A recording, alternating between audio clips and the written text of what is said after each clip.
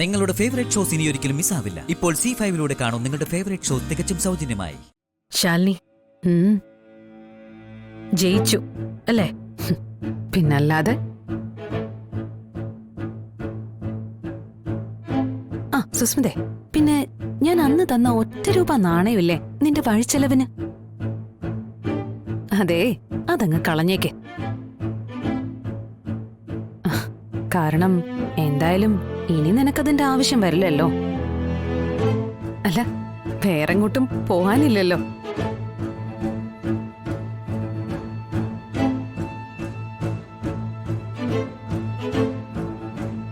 പോഞ്ചിട്ടപ്പാ.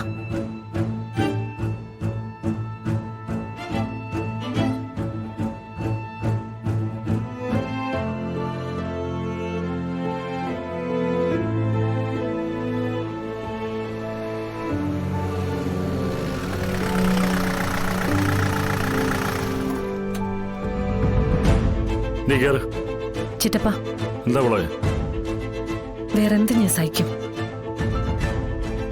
പക്ഷെ ശാലിനി,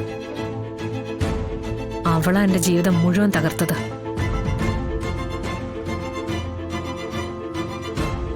അവളുടെ മുഖത്തെ വിജയോന്മാദത്തിലുള്ള ആ ചിരിയുണ്ടല്ലോ,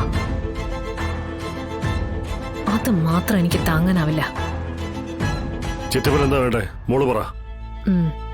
അവളുടെ മുഖത്തെ ചിരി എന്നേക്കുമായി അണയണമെങ്കിൽ ഒരു വഴിയേ ഉള്ളു ചിറ്റപ്പ. ശാരദാമ്മ.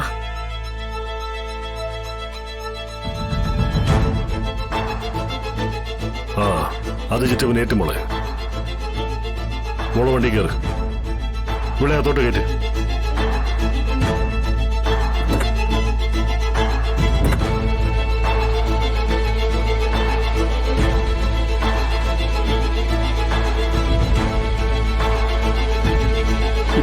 ഒടുവിൽ സത്യം ജയിച്ചു ഭാമേ.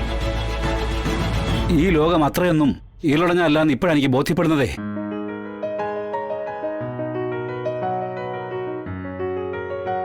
ഭാമേ, നീ എങ്ങോട്ടാ? ഓ, ഡ്രോയിലെ പിസ്റ്റൾ എടുക്കാനാവും. അവസാന വിധി തീർപ്പ് നിന്റേതായിരിക്കുമെന്നാണല്ലോ നീ വീമ്പിളക്കിയിരുന്നത്. അതൊന്നും നടക്കില്ല ഭാമേ. ലോകം സത്യഭാമയ്ക്ക് ചുറ്റും അല്ല കറങ്ങുന്നതെന്ന് ഇനിയെങ്കിലും നീ ഒന്ന് മനസ്സിലാക്ക്. ഈ വീടിന്റെ വരാൻ ഒരു കസേരയിട്ടിരുന്നാ നിനക്ക് മുമ്പിൽ കൈവണങ്ങി കുഞ്ഞു നിൽക്കുന്ന നല്ല ലോകം. അതിനുമപ്പുറം ഒരു ലോകവും നീതിന്യായവും ഉണ്ട്.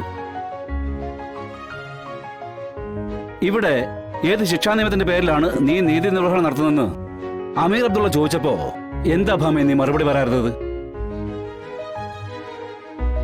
പറയാൻ നിനക്കൊരു മറുപടി ഇല്ലായിരുന്നു. നിന്റെ മനസാക്ഷി നിനക്കപ്പോൾ തോന്നുന്ന ശരിതെറ്റുകൾ അമീർ പറഞ്ഞ ശരിയല്ലേ ഭാമേ? ആ മനസാക്ഷി നിന്നെ ചതിച്ചു.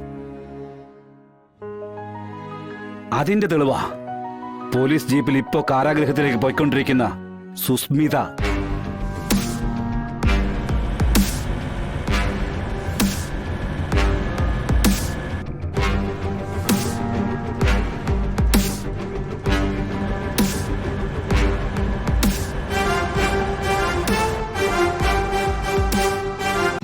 ഡൗൺലോഡ് ചെയ്യൂ C5 ആപ്പ്. കാണൂ എല്ലാ എപ്പിസോഡുകളും സൗജന്യമായി.